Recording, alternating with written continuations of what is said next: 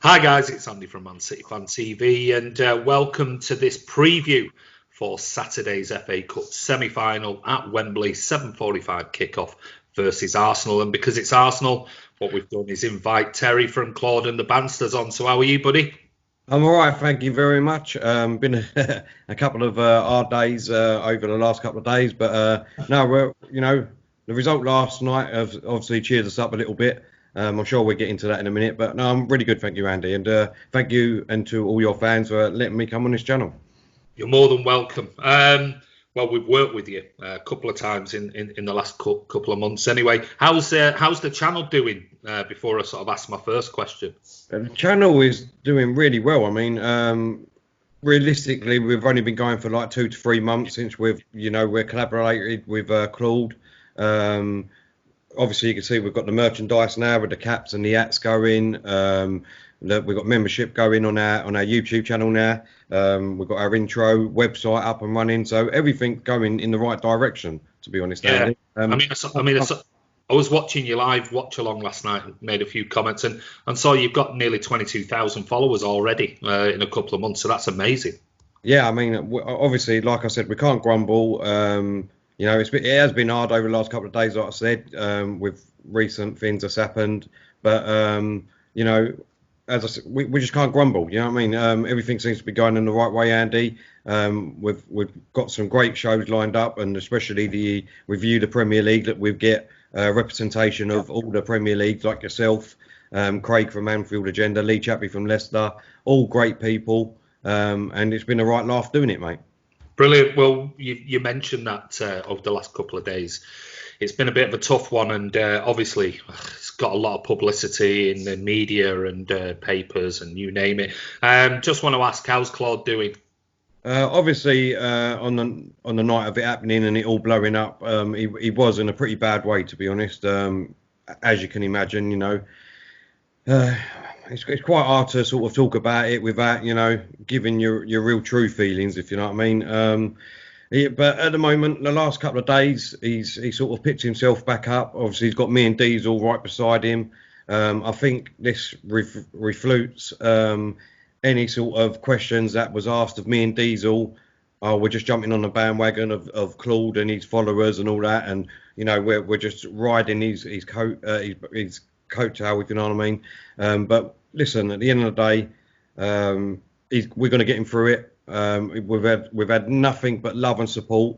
I must say to everyone and get this message out there, that everyone, all the new followers that have come over, and the amount of support that have shown Claude that they love him as a person. They know deep down that he didn't mean that, or it should never have come out, if you know what I mean. I think everyone knows that. But all we can say is, and Claude will definitely come back in a couple of days. He just needs to get his head right. I think everyone knows about his mental health issues and things like that. So he just needs to get a couple of days clear in his head, and he wants to come on himself and just thank everyone for the support, because even though for every 1-8 message we're getting at least 10 fantastic, beautiful, loving messages coming in. So I just want to say thank you to everyone.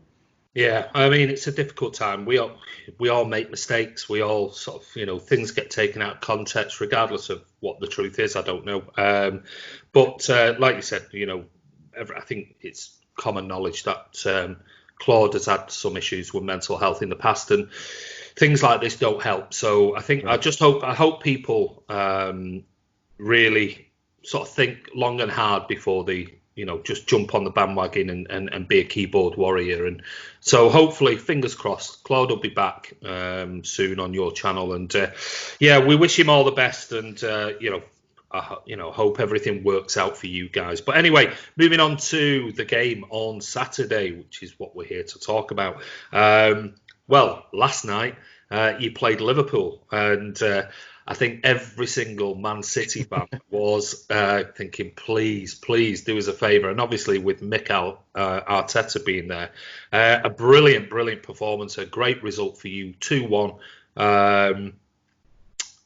Stop them having the possibility of becoming Centurions, which is our record. So what were your thoughts on last night's game?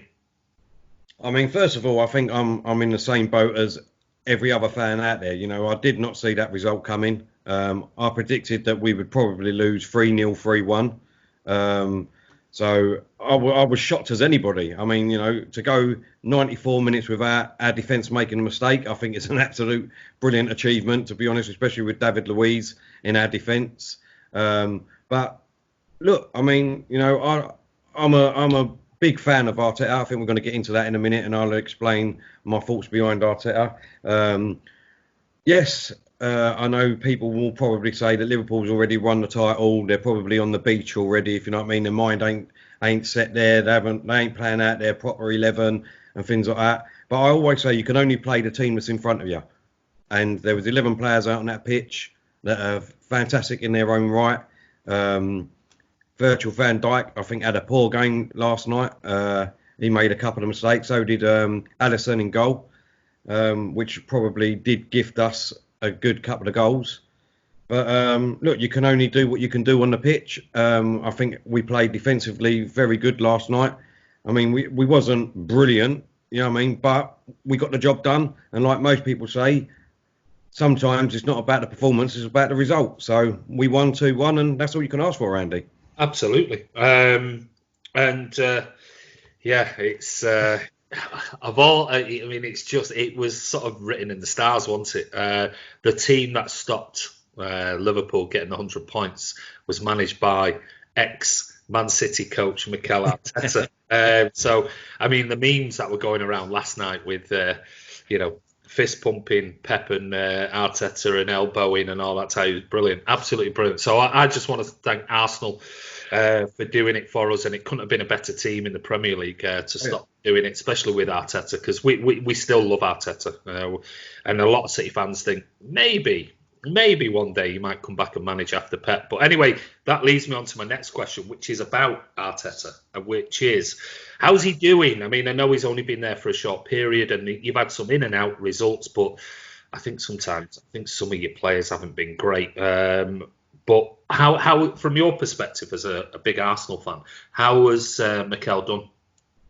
Look, for me, I am a big Mikel Arteta fan. I wasn't his greatest fan as a player. I think he was, you know, a good player. Don't get me wrong. I thought we'd done very well for Arsenal. To be honest, he wasn't one of our greatest players. Don't get me wrong, but you could, I don't know, you could tell in him that he would be a good manager in my eyes. I think he's got a good footballing brain. Arsene Wenger said, you know what I mean, when he retires from football, he will be a great manager. Pep himself, after being under him for 3 years, he said that he's going to be a great manager. You know, when you see the facts, like Sterling used to come out on Twitter and Instagram and say, look, when I left Liverpool, I was a rough diamond, but it's all because of Arteta, the player I am now. It's not all down to Pep. It's down to the way Arteta trains us as an assistant manager and things like that. And I think that's brilliant. Do you know what I mean? And that's what I've sort of gone into, if you know what I mean. I believe in that. I wanted him since we lost 4-1 to Chelsea in Baku. I wish that Emery got sacked straight away then, and then Arteta could have come in and sort of tried to change the team a bit. But he's come in, let's be honest. He's come in. We've still got players from the Wenger era. We've still got players from the Emery era. These players ain't good enough. I think, you know, if all Arsenal fans sat down and was to break it down, there's at least, you know, 11 to 12 players that need to go in this squad. But if we're going to be realistic, especially with the virus that's, you know, the COVID-19 that's going around, I don't think there's going to be a lot of teams out there that's going to be able to go out there and spend in the summer. I mean, you only got to look at Liverpool fans that already saying and moaning, if you know what I mean, that they don't know if they're going to have any money to spend next summer when they've won the Champions League last year, they've won the Premier League this year. Where's all that money gone? Do you know what I mean? So Arsenal fans, I think, have got to be realistic. But for me, Arteta, I think he's brilliant, mate. I'm really behind him. I love his philosophy. I love the way he just acts. The same again with Arsenal players at the moment coming out on Instagram. Martinez, our goalkeeper, who's just come in for Leno, who's injured. He's doing a fantastic job at the minute. He's come out and said, you know, we got a gist of what Arteta would do and could be like in here and training with us. It's just been fantastic. You know what I mean? It's just brought a whole new energy round the club, if you know what I mean. And I think Arsenal fans, you know what I mean, are jumping on the bandwagon too quickly for me. Do you know what I mean? He's been here, 6 months? 3 months of that has been the COVID-19, so we haven't even been playing. Yeah. Like I said just a minute ago, you know, we've got the players from the Emery and Wenger era still. 11 of them need to go. We come back from the COVID-19. We get 2 players sent off, 3 players injured, and our squad ain't good enough already. So what more do Arsenal want? Do you know what I mean? Like Arsenal fans want? I don't understand it sometimes. He can only do and play with what he's got. Yeah, I mean, I know, and that's the thing. He's not even had a full couple of transfer windows or anything, nothing like that. So, God, Jesus. I mean, if you're wanting him out, if any Arsenal fan wants him out now, then, you know, good luck for your future, because it's just going to be a sacker manager every 2-3 year type of club. And that's not what Arsenal's been about. And I know City players loved Arteta. They absolutely, not just Sterling, loads of them loved him. And he Jesus, if you become an assistant to Pep Guardiola, you must be good. You must be good. And I think Pep was absolutely gutted he left. He didn't stand in his way. He allowed him to go. So from our perspective, I hope he does really well for the next 2 years for you, and then we'll take him back as our manager. just to add on that, because I was asked a question the other day about Saka, a young player, Saka. Yeah. Why do you think he signed for Arsenal? And you know, because a lot of clubs were sniffing around him, especially Liverpool and things like that. My personal opinion is I think it's all down to Arteta. His philosophy. He's obviously put his arm around him and said, "Look, I think you can be a star. Look what Sterling has turned out like at Man City and Sane and you know all these other players. If you stick with me and you believe in my plan and the way I want to play, my philosophy, then you can be, you know what I mean, our next star player in this team." And I truly believe that he believes that. Well, you only have to look at, probably the greatest coach in world football, Pep Guardiola. He came into City. We needed to get rid of 6-7 players. The age of the squad was ridiculous, but he didn't. He went, right, we'll give it a year, we'll see what it's like. I'll try and implement my philosophy throughout the team. And that first season wasn't a great season for us under Pep, but the second season, and that was giving the best coach in world football a year to implement his whole philosophy, training ethos, creating a culture, energy around the club, that type of thing. And then, you know the story from then on in. I mean, it's just been trophy after trophy after trophy. So without a shadow of doubt, you've got to give Arteta at least 18 months to 2 years. Okay. So a culture is not going to be made overnight. It takes time, and he'll want his player recruitment, brought into the club, his philosophy stamped on players, and then, like you said, get rid of the ones who are not buying in or not good enough to buy into the type of football he wants to play, which is very much, I'm sure, a Pep style of football. But we know we had to buy Ederson as a keeper straight away, just to try and implement from a goalkeeping perspective. Then we had to buy quick fullbacks, in Walker and Mendy and others. So I think he needs time. But anyway, I'm glad he's doing well. He seems a really, really nice guy, and he's learned from the best. So on to Saturday's game. Before I ask you for your lineup, what are your thoughts on it? Obviously, from my perspective, it's at Wembley. I would have liked it when everything happened to have had it in a neutral venue halfway. But as it stands, there's no fans going to be there, so it's at Wembley. It's in your sort of local vicinity. What are your thoughts on how Saturday could pan out, Arsenal versus Man City in the FA Cup semi-final? I think the first thing I should say, Andy, is that we done you a favour last night, so you can do us a favour. I don't know about that. All that elbow touching and fist pumping. Yeah. We could be back-to-back FA Cup winners as well as the League Cup winners, so I don't think Pep will do any favors. No, I mean, in all seriousness, look, you are miles apart from us at the moment. Do you know what I mean? You've got a fantastic squad, fantastic manager. Fantastic 11 to start off with.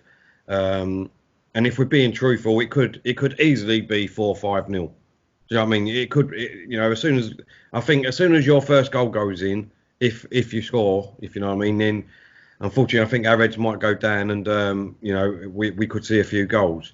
But if you take on last night, if Arteta picks the right team, if he leaves David Luiz out for me, because obviously what he done against Hughes in the league the other week when we lost 3-0, that 5 minutes of madness. I know that some Arsenal fans love him and think that his experience he should be in the team, things like that. But for me, it's just a big no-no. If we can leave him out, for me, if we play some of our young players that's got pace, that will go for it. The FA Cup's been kind to us over the last few years. I think we're the team that's won it the most times. If you look over the last few years, we've been the big underdogs. Even when we was in the final with Chelsea, when Wenger should have retired that season when he won it. I mean, everyone writ us off. And look what happened. Do you know what I mean? We beat them comfortably. I'm not saying that's going to happen by no means, but look, I believe in Arteta. If he picks the right team for me, and I mean, for that first 45 minutes when we played during the league, I mean, you were all over us, don't get us wrong, but I thought as a team, as a unit, we were solid, we was defending, and we kept you at bay for 40, 43, 44 minutes. And then David Luiz come on and and basically gifted you the game. So, I mean, if he can do that on this Saturday, and we can keep it tight, and we can, keep in it at half time, then, we could go and nick it. Yeah, we could do. I think that's a big thing. I mean, obviously, there's going to be the Arteta Pep thing. Arteta is a winner. He's going to want to get one over Pep, and there'll be that healthy rivalry there between the two of them, without a shadow of a doubt. And if we were coming up against any other team, I'd probably be a bit more confident. But I'm thinking, Arteta. I know the Premier League game was a bit after the Luiz thing. It sort of everything fell apart for you, but. I think he'll have a plan for City, and I agree with you. I think he'll want to be as solid as possible and not concede early, because if you do against City, all right, last night it was 2-1 against Bournemouth, but we did really have a second string team out. Normally, if you concede early, City tend to get another goal quickly, and then before you know it, the game's sort of done and dusted. But I think he'll settle. Just solid, absolute solid. Keep everyone's attention 100%.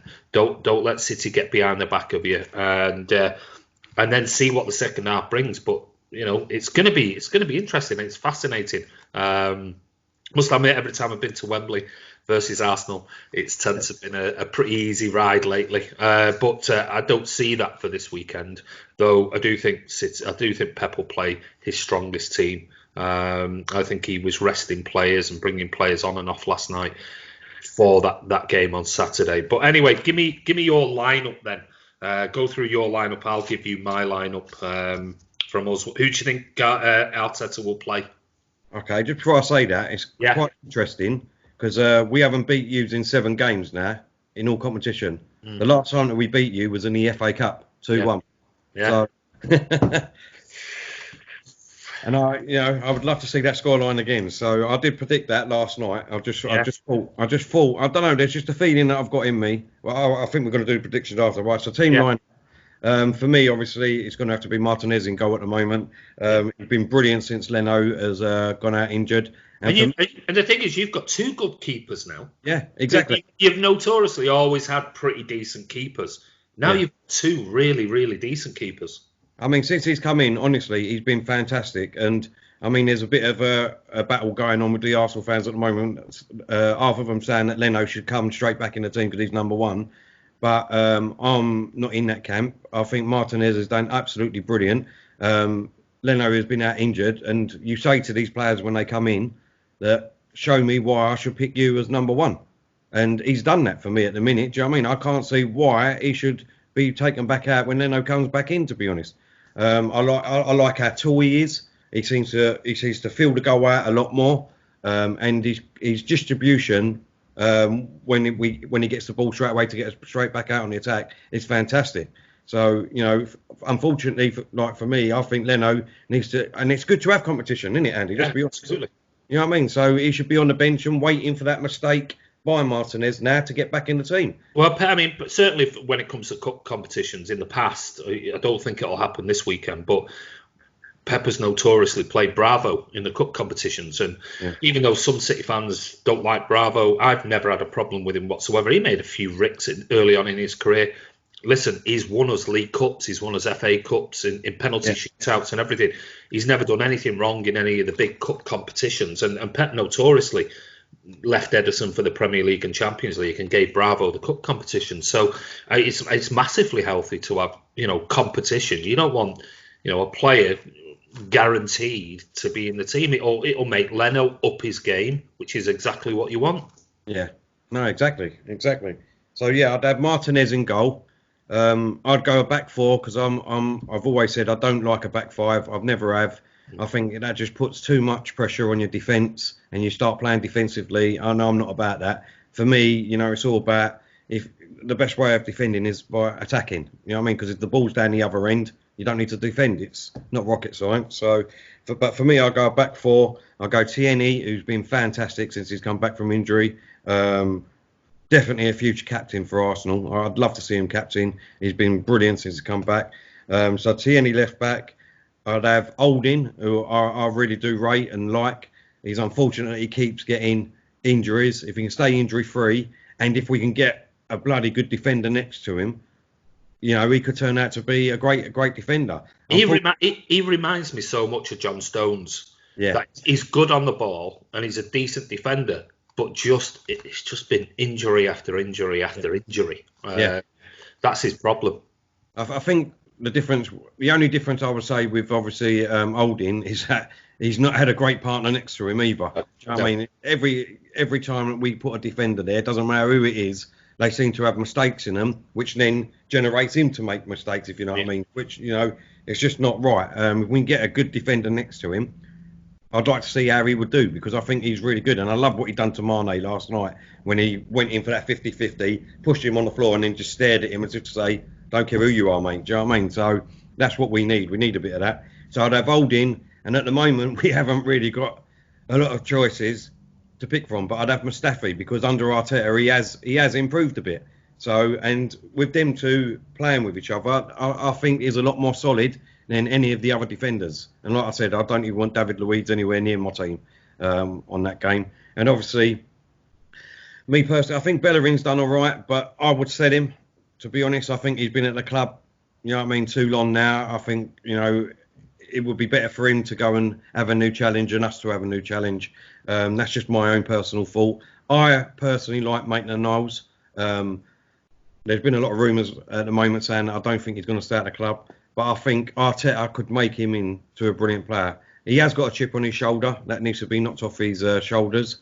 Because he had a bit of an attitude under Emery. But for me, I didn't like Emery, so I'll give the players a pass. But I think that Arteta, if he can get hold of him and say to him, look, make this place your own and you can be here for years, basically, because he's got the pace, he's got the strength, he can get up and down them wins. I think he could be a great player for us. So I would have Maitland-Niles at right back. In the middle, I'm not a huge Xhaka fan. I've never have been. He's been at our club now for 4 or 5 years. I never see what any manager sees in him, to be honest. What he done when he threw the captain armband and swore at all the fans, I never forgive him for that. I mean, yes, he has improved a little bit under Arteta, but for me, he still needs to be gone. So I wouldn't play him. I like Torreira. I think if we can get someone next to him that's really good, like a Partey, I think it'd be fantastic, and he will be fantastic. So I'd play Torreira and Ceballos in the middle. Ceballos has been absolutely immense. I mean, are they not? Say, is it around £21 million you have to pay for him? Apparently, 22 million pound is sort of. I mean, if that is the price, then we should go out and just get him. Do you know what I mean? In this day and age, it's peanuts. Exactly. And since come back from the COVID-19 under Arteta again, he's been an absolutely different player. Do you know what I mean? Absolutely. What he's been doing, I think he's been fantastic in the game so far. So yeah, I'd have Torreira and Ceballos in the middle. And then I'd have Aubameyang out on the left wing. I'd have Pepe on the right wing. I'll play Jan Saka as a number 10 role because I think he's brilliant in that. I've liked the way that Arteta is utilising that. He can see potential in that. He needs to stick at that for me because he's young, he's got pace, he can get back and help out the midfield and defence, and also he gets us straight out on the attack. And then at the moment, I would have said Eddie, but the last couple of the games, I mean, Lacazette's done well. He's got 2 goals. He might be in a little goal run of form now. So I'll keep Lacazette up front. So that would be my 11. Decent 11. Okay, well, I'll reel off mine, and I hate doing this, but I have to do it every time we do these previews with opposition fan channels, because you just can never ever predict a Pep lineup. It's impossible. It's virtually impossible. So I could reel off this, and it will be totally different. But I'm going to stick with Ederson in net. I think Walker right back, Mendy left back. Laporte will be back. He wasn't playing last night. Laporte will be back. And then the other partnership, it could be Otamendi, but I've got a feeling he'll stick with the young kid Garcia for some reason. I just think he will, because I think Garcia plays a lot better with Laporte. He came on last night as a sub, playing him in some weird right back, left back, centre back role, and it didn't work out at all. But then the back four was all completely different and all over the place. But I think he might stick with Garcia and Laporte as centre backs. I'm going to go for Rodri as a holder, because I think it'll be a little bit of a battle in that middle of the park. And this is where I think I'm going to go slightly different. I'm going to go with almost like a 4-1-3-2 or a 4-1-4-1 or something like that. I think he'll do something different. And I'm going to go with Sterling on the right, KDB, and I think he'll stick with Gundogan. I think he'll drop David Silva, even though David Silva seems to love playing against Arsenal. And Foden on the left-hand side with Jesus up front. And I think Foden and Sterling will mix and match, cross over in a 10, blah, blah, blah. KDB can get a little bit further forward because he has sat deep recently. I don't know. That's my guess. Mahrez could play. It could be anything. Bernardo could play, but he's not had a great season this season. So that's just my guess, but I'll be probably totally wrong on that one. So I think but either way, I think it'll be a strong 11. It'll be the strongest possible 11 that he picks for trying to set up against Arsenal, in my opinion. Yeah, I totally agree with you. Well, I mean, the one thing we have got that I don't think any other team in the Premier League so far, though I think Chelsea next season might be a bit different, and maybe United, is our, strength in depth. We've made some crap signings over the last few years, but we've made some really good second string signings, and we can almost play two different 11s. Though I think it'll be better next season when we get rid of some of the players that need to go and bring in 3, maybe 4 new signings that'll just make us give us another 10%, 20% strength in our first 11, which will then mean we've got another 30% strength in the squad. So that's my lineup. But anyway, to finish off my side of it, the score prediction. What are you going for? I think I heard you say earlier. Look, I'm going to give you 2 sort of score lines, because obviously I don't know what sort of side we are going to put out. I mean, that's the side that I said is the side that I would love to put out, and Arteta would go for. I still think he'd go for a back 5, and like he has done, and maybe try and be solid and hold out the game. And like I said, it's just if we can go another 95 minutes without making a mistake. If we can do that, then we've got half a chance of trying to get a result, Andy, in my opinion. If we do make a mistake at the back, then it could be 3-4-0 to use, to be honest. But if we hold, like I said, if we be solid at the back, we don't make any mistakes whatsoever, we defend as a unit, play as a unit, I think that we could hold it out to half time, like we did in the Premier League nearly, and possibly nick it 2-1 with a late goal. I don't know. I've just got a feeling something like that will happen. Yeah, well, that's gonna. I think that the one thing you're gonna have to do is, well, two things really. We're gonna have to defend a lot better than we did last night. But then again, we were playing a second string really, and it's how much of the ball you can have, and you've got to. I think you're gonna have to press like mad, absolute mad in that midfield, because if you allow us, I think just sitting there for 45 minutes, just defending deep, you only need. I mean, you saw last night, and you've seen previously, even a free kick. Saw David Silva's free kick last night. You can't. You'll be forced into making mistakes. Yeah. And City will tire you out within 45 minutes. They'll make you run all over the pitch. You need to be in City's face, winning tackles, even making fouls in the middle of the park, slowing down. If you just allow us to have the ball, we'll run you into the ground. And then second half, you guys are knackered. You might have to make some changes and things. So I think Arteta will know what he needs to do, whether you'll be able to do it.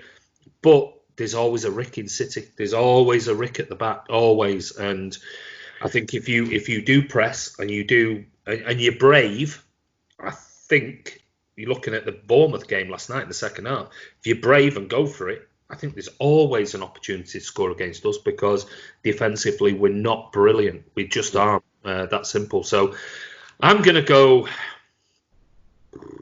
3-1 City. I'm gonna go tight first half. It could be 1-1 half time, but I do think if you don't press us, we'll pass you into submission, and your players will be knackered, and it'll only take a second to switch off.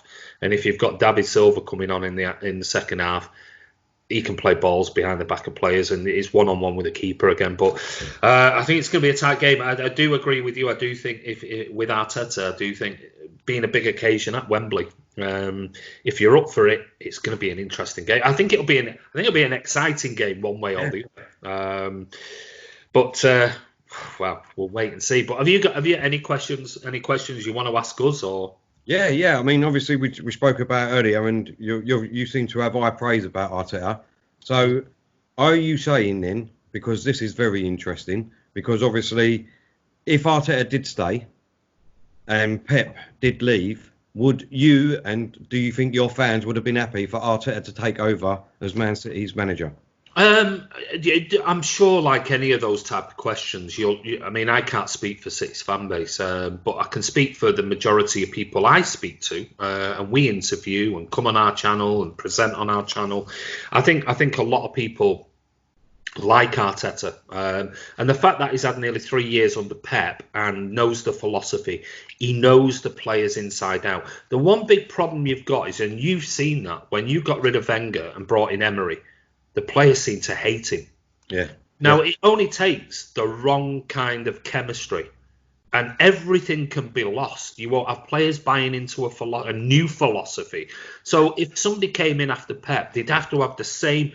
And I said this on the Friday Night Social I did the other day, last week, was I think Pep will pick the next manager. I think he'll say, this is somebody who will have the same philosophy that we've got. Because remember, the philosophy is embedded in throughout the whole academy.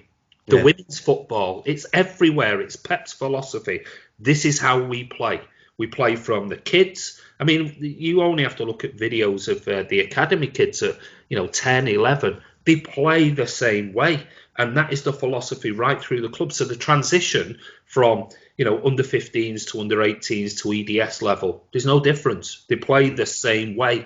It might not always work, but it gives them that philosophy. And I think Arteta bought into that and brought so much. And the players seem to absolutely love and respect Arteta. So apart from you might look at a Ten Hag or somebody like that, I think Pep will be the one that will go to Varane and Khaldoon and Cheeky and go, Arteta's the next guy. It's a natural replacement for me. Because he knows the philosophy. He spent nearly 3 years on the training pitch with me. He knows it inside out.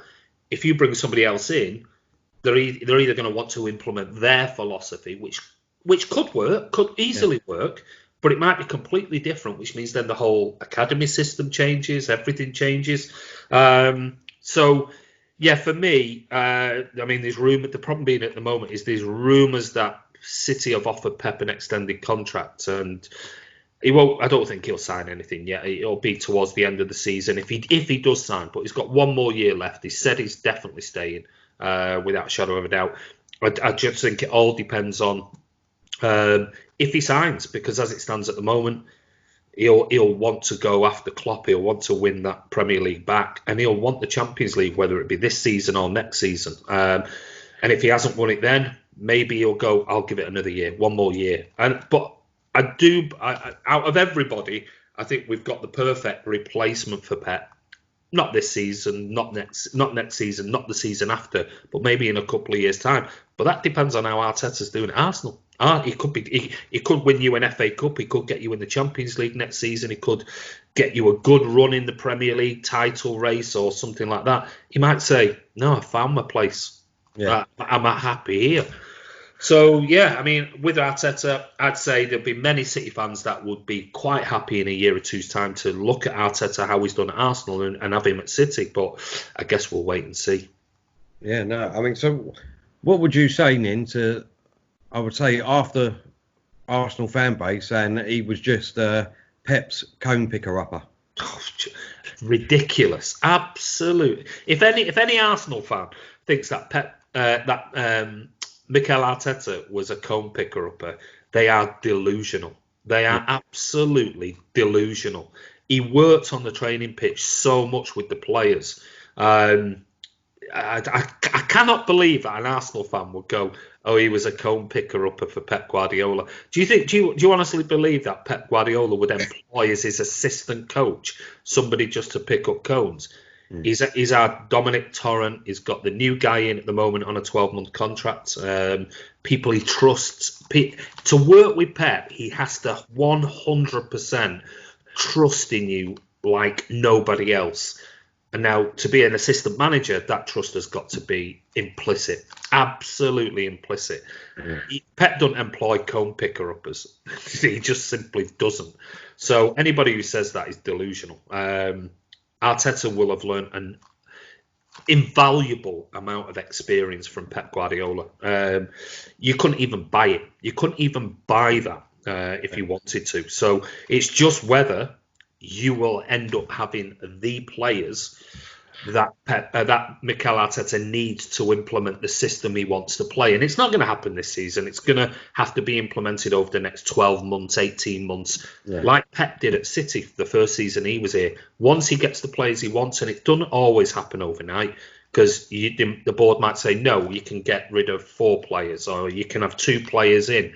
He might need 5 or 6. Yeah. Well, okay, his hands are tied, so maybe in the transfer window, what was the January transfer, maybe he might pick up 1 extra player, and then in this next summer 2 more players, and suddenly everything clicks. Yeah. And as long as there's harmony in the club, and I think that's been your biggest problem over the last couple of years, I don't think there's been any harmony within the player sort of squad and unit and everything. I don't think the players believed in Emery. And they're never going to play well. If they don't believe in the manager and the tactics, they're never going to play well. Don't care who it is. Exactly. I'm sorry, if City fans, if the City players didn't like Pep and didn't like him saying, "You lose the ball, you better make sure you win it back in 6 seconds.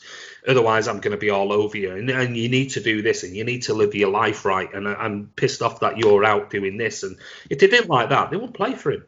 Exactly. They wouldn't. And then Pep would just end up having to wait 6 months till he gets rid of him. Yeah. So you need that harmony, and I think that's the one thing I think Arteta will bring. He'll bring the players he wants, and the players will want to play for him, because I think he's quite a motivational guy. Do you know what, Andy?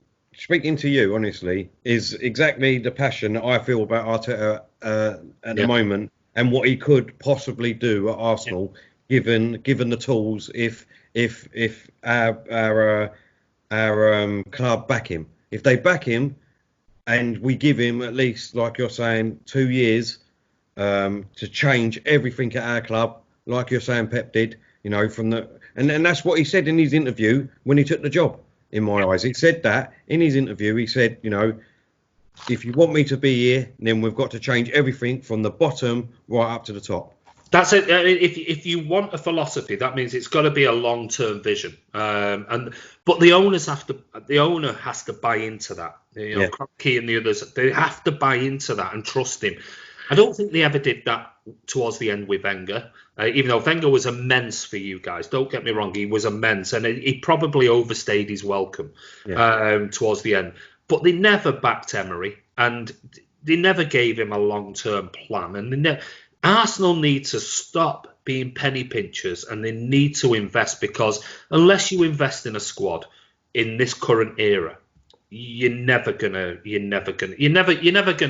win a Premier League. All right, Leicester won it; it was a one-off, but you're never really gonna compete consistently at the top level. So you know, when you get fans going, "Oh yeah, well you just bought a title, Man City," well, you know. There was a thing that came out on Twitter I posted from Kieran Maguire, and it showed you the spending in the Premier. It showed you transfer fees and wages since the Premier League started. Man, Chelsea were at the top, United were second, City were third, and Liverpool were fourth. Arsenal were way down here. So the way it stands at the moment, you've got to invest, and if that means you have to spend 150, 200 million quid on players to get the right players for the next 5-6 years, well, you think how much money that would recoup? But you've got to speculate to accumulate. Exactly. You can't just penny pinch and try and go, oh well, we might get a League Cup, or we might get a top four, or we might get. That's not going to bring in revenue. That's not going to bring you in £60 million a season from the Champions League, or, you know, sponsorships because you've won this trophy and you've won that. All you're doing is you're surviving. Yeah. You're just surviving and finger crossing that some manager will, you know, be a miracle worker that will get you into the top four, or might get you to an FA Cup final. Or that's not how you want to be back in the big league. You've got to spend money. You know, and the Liverpool fans go on about this, that, and the other. They've spent fortunes on a keeper, on a centre backs, on, you know, midfielders, and that is just the way the modern club is run. Yeah, your owners must back him. They must say to him, we'll guarantee you 2 years. You know, because at the moment he's had no time. Give him 2 years. Let him implement a long-term plan, a strategy, and even if he says, look, it's going to take me 12 months. 18 months to get us anywhere near that top four. Yeah. But after that, if you back me, I guarantee you we will be top four consistently, challenging for the title or challenging for cups. But if the board don't back him, there's no chance for him. There is no chance. And all that'll happen is you guys will get pissed off. He'll go out the door. You'll bring another patsy in. The same sort of spiel will be given to him, and then 2 years he'll be out the door, and all it is a revolving. It'll just go on and on and on, and all that'll happen is you guys as fans will just get pissed off with the owners, and then the next thing is get the owners out. We want a new owner. We want this, and it's just a vicious cycle. Yeah. Just picking up on what you said there, Andy. Obviously, you're saying that if they don't back him, there's a lot of Arsenal fans then saying, well, why did Arteta come in? Is he just a yes man? What would your feelings be on that then? Well, I don't know. I'm not on the inside at Arsenal, and I'm not friends with Mikel Arteta. Clearly, the opportunity to manage a club that he's played at was a huge thing, and I'm sure he had Pep's counsel. I'm sure he actually spoke to Pep about it, and I also would like to think, I don't know, and I might be totally wrong, I would like to think that Pep possibly said to him, it's a good club, it's a big club, these are the pitfalls, this is what you're going to have to do, you're going to need this, that and the other, but, you know, go for it. Go for it, and this is what you need to do, and you need this money, you need players, you need this and this philosophy. I would hope, and I'm sure Pep would, because Pep absolutely respects Arteta, 100%. So I'm sure he would have sat down with Pep and had many, many conversations about before he even made the decision to leave. But I mean, that's me guessing. I don't know. But I certainly don't think Arteta would go there as a yes man. I really don't. And watching his interviews, he doesn't come across as a yes man. And I think he'll be quite ambitious. And I think if he this season and maybe the first 6 months of next, if he shows the board, this is what, look at the philosophy. But I can't take this any further unless you invest in me, you invest in the squad, and everything else that goes with it. There's only so much, and I'm sure in his interview he probably said that anyway. The problem being is us as fans, we don't really know what's been said. We're just guessing. We're reading the John Cross, of the Mirror for Arsenal fans, and the other journalists who write this about that, who all claim to have the inside track. Nobody really knows. But I would say, is he a yes man? No way. Absolutely no way. And I think the biggest problem will be for you is that if he wants to implement a plan and the board don't back him, he'll walk. Yeah. And he can come back as Pep's number 2 like that tomorrow. Maybe that's why we've only signed this assistant coach for 12 months. Maybe, yeah. He might have gone, let's see how the next 18 months go. And if it's not working out for you, there's always a job back here as my number 2. Who knows? That's a good point. I didn't even think of that like that. And considering that you said that he's only on like a 12-month thing, then yeah, you could quite see that. I've only got one more question. Sure. Obviously, I can't go because it's on top of everyone's mind. You probably know what I'm going to say. It's about the FFP. Yep. FFP. What's your feelings on it? What's your feelings on it? Obviously, I'll let you speak first, and then I just have a drink. Well, and a bit of a long rant there. FFP. Absolutely delighted. I mean, with the result. It's almost like City have been vindicated. One thing a caveat I will say is we're still waiting. I'm still waiting, and we're all still waiting to read the final report from CAS, because that will tell us why they overturned the ban, why they gave us a €10 million fine, all these type of things. Well, until we sort of see the full findings, we won't really know the full truth of what's been said.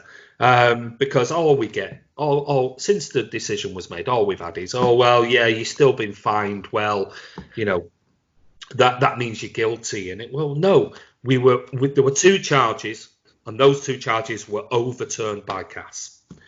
They were the charges against us. The €10 million fine was because City didn't cooperate fully with the CFCB, the UEFA investigation, because from very early on, City had already said to UEFA, we're not happy with the way that you're leaking information to the media about something that's supposed to be an independent investigation. And the fact that you've done this, we're trying to cooperate. You're not cooperating at all. Now, we know that UEFA had already come out and told everybody, the media, that we were going to be banned for 2 years, and the investigation hadn't even been concluded. So it was like, hold on a minute. If you're being the one that's charged, you'll go, well, I'm not helping you anymore. Piss off. Yeah. Why should I bother helping you when you're already leaking to media that we're going to be banned for 2 years and the investigation hasn't even been completed? Yeah. So City just pulled back and went, you do what you want.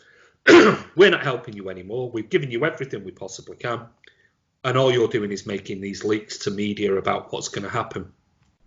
So we'll take it to CAS. Whatever you give us, we'll take it to CAS, and we'll get 3 independent lawyers to look over it. And that's what's happened. And the 2 charges about inflated sponsorship and things like that were put before the 3 independent lawyers, and they said that we were innocent of it.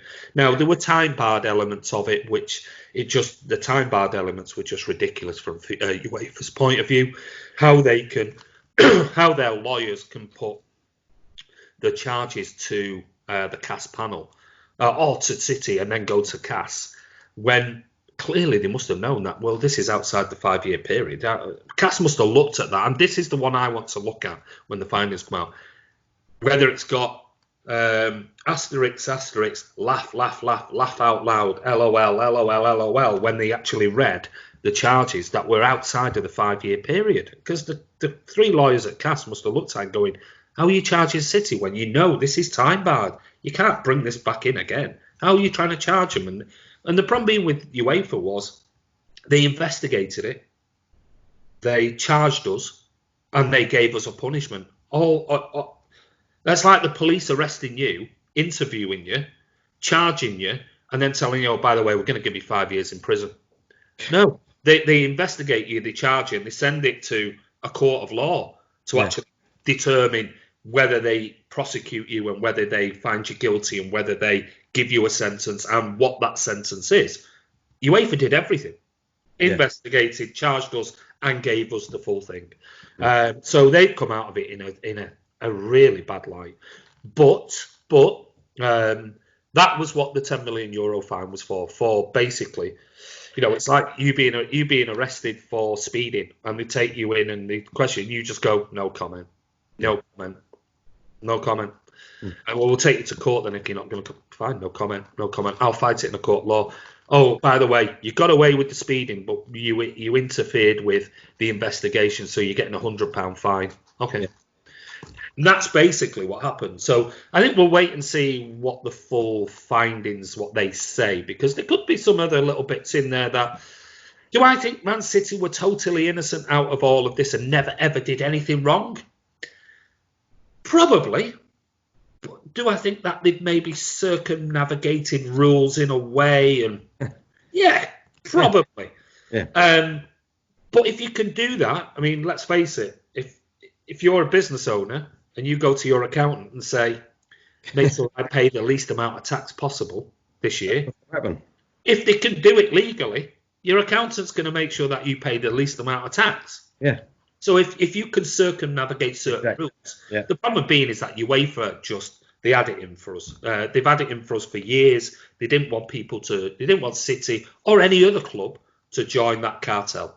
They just they didn't want it. They wanted it a closed shop. But it was what I thought was very interesting was yesterday there was rumours that Khaldoon Al-Mubarak, the chairman, wonderful chairman, actually contacted Ceferin at UEFA and basically sat down and said, let's clear the air. Now, he could have been really sort of right, we're going to screw UEFA, and he didn't. He approached UEFA and said, let's sit down and talk. What's all this nonsense about? You've got to stop trying to, be vindictive towards us when we've been proven we've not done any wrong that you could prove. So we'll see what happens in the future. We really will. Will FFP still exist? Yeah. Does it need a revamp? Yeah. Because one of the biggest things that, from a City fan's perspective, is, we've got an owner that wants to invest.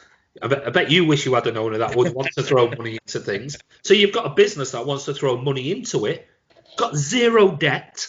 We've put a massive £1 billion project in East Manchester where we've opened schools and colleges and housing for 6,000 people. We've done everything, redeveloped a really run-down area. All at the owner's expense. Never took a penny out of the club, not a single penny. And yet FFP comes after us. Yet United and their owners can run up £700 million worth of debt and leverage debt against their club every year. Yeah. Now, hold on a minute, which is worse? An owner wanted to invest in the local community and houses and projects and whatever else and put money into a club, or somebody who's taking hundreds of millions of pounds of profit out of the club every year just so they could service their debt every year. It just doesn't make any sense. And that's what FFP was originally brought in for, to stop debt, stop massive debt, and to make sure clubs don't overspend if they haven't got the money. Now, we've seen Bury go bust, we've seen Wigan, you've seen all of these clubs and everything. Where's FFP? How's it helped them? Exactly. None whatsoever. So, well, I think to wrap up my answer is, I think we'll wait and see. I do think there'll be something in the findings that the media, the journals will pick on. They'll go, oh, see, I told you. They didn't actually get exonerated because it says that they couldn't prove this. And they're just going to keep going at it because it gives them clicks. And that's all that they want in this day and age in the media. There's no more real investigative journalism anymore. Rarely. It's all just clickbait, clicks. That's all they want. Exactly. Now, my personal view on it, just quickly, is, to be honest, I couldn't care about the FFP. I really couldn't give two craps about it, to be honest. I think what owners and clubs should be able to do with their money, I'm a bit like Claude. They should be able to do it. I mean, that's what you run a business for, is to make profit and to get bigger. I mean, you don't run it to make sure that, you know, other people are going to, with no disrespect to other clubs or anything like that, you don't run your club to make sure that other clubs are going to be okay. Otherwise, you know what I mean, they might as well be able to go and buy that club and run it all together. I mean, you know, that seems a better option for me. My only thing about it is that I hate it because the FFP, that is because Arsenal fans seem to be the only one that's bothered about it. Whenever we talk about transfers and with money and things like that, all I hear is that, oh, we've got to, you know, respect the FFP, and well, no one else seems to. I don't mean that. No, you're spot on. Yeah, everyone else seems to just go out and buy their players. The owners go out and they back their team, you know, which is great. That's all we want. Yeah. Why are we bothered? And then the way I look at it, why are we bothered now about the FFP? With no disrespect to Man City, I don't care, you know, if you get away with it. If you don't, it ain't going to affect my life. You know what I mean? Nothing like that. But if we're only going to get a £10 million fine, if you know what I mean, then why not go out and spend 200, like you said earlier on, 250 million to make our team better again? Why not do that? I mean, the thing is, the income that Arsenal must generate year in, year out. I mean, I know season tickets and things, they don't account for much these days, and I do understand the concept. There's a balancing, because you can't suddenly go, well, I'll tell you what, let's invest 200 million, and let's say your manager's crap and you don't make the top four. Well, suddenly you've lost the potential £60 million income from TV rights in the Champions League, and you're thinking, shit, that's not worked, and suddenly we're not in the top four, so we haven't won a competition, so we can't get this in, and we can't, you know. But I'm sure a club the size of Arsenal, with their, you know, fan base and the amount of money they charge their fan base, and their sponsorships that they could bring in, and renegotiating sort of kit deals and sponsorships of the stadium. I mean, you could go to the Emirates, you know, and go, we want to renegotiate. Look at City from Etihad. We want parity. They might say, yeah, but you're not successful as City. And they go, well, all right, well, we want pretty close. Look at how many shirts we've sold. I mean, I'm sure you sold, as Arsenal fan base, sold 10 times more shirts than City have sold. Yeah. So we want this, and it's just whether I don't know, because I'm not an Arsenal fan, but I don't know whether your owners board want to actually invest money. Yeah, and that's the thing. I can't believe that you cannot go out and spend £70 million on a player. Because remember, that's amortised over 5 years, so it's not like it's an outgoing. And a lot of the time, you might pay 20 million the first year and 20 million the second, and 25. So you don't generally always pay the transfer fee in one go, and it's amortised over the 5 year period. And you're giving him X amount of money, which again goes towards that over a given period. So it's not like 300 grand a week and we paid 70 million, so all that comes off this year's FFP, 30%. You've got to, you know, whatever. That's spread over the contract if it's a 5 year contract. So there's no excuse for Arsenal not to be able to spend 70 million on a player and 50 million on another player. There is no excuse for it. You're not a poor club. No. Your owners are very, very wealthy, wealthy, and you've got huge sponsorships, and you've got a huge fan base, and shirt sponsors. I just don't think they've ever wanted to. Now, I'm hoping for you guys, with Arteta there, with a long-term vision, that they do actually invest with him. Will they? If they don't, you're just back in that circle again, and it's going to be the same argument over and over again. No, you're exactly right. Like you said earlier, you've got to speculate to accumulate, right? And the way I look at it is if Arteta has got a 4 or 5 year plan, which I'm fully would back, and if the board back him, look, like you said, you could go out and spend 200 million in the first window, maybe 150 in the next window, 100 million, you know what I mean? So then it sort of goes down, and then by the time 4 years come around, you probably only have to spend 50 or 60 million, because you'd only need that one player to freshen up your team and to carry on with the process, if you know what I mean. So even if you're spending it now, doesn't necessarily mean you're going to be spending it in 3 years' time. No, I mean, we you know, opposition fans give us a hard time going, oh, yeah, no, but you bought the league, you spent. We did at the beginning because we needed to. It was the only way we could reach the top four. If we didn't do that quickly, there was no chance. It couldn't have been done over. We weren't an Arsenal. Yeah. We were going from an absolute nearly going bust to a club that we want to be in the top four. We had to do it within a few years. But you look over our last sort of few transfer windows, we've hardly spent anything in comparison to others. I mean, 60 million's our biggest signing, and we got a Mahrez, a Rodri, and then we've not spent big. We've had like one player over the last couple of years, so that spending has slowed down significantly for us. All right, this season we will need to get rid of some players and we will need to invest again, but we did our spending years ago.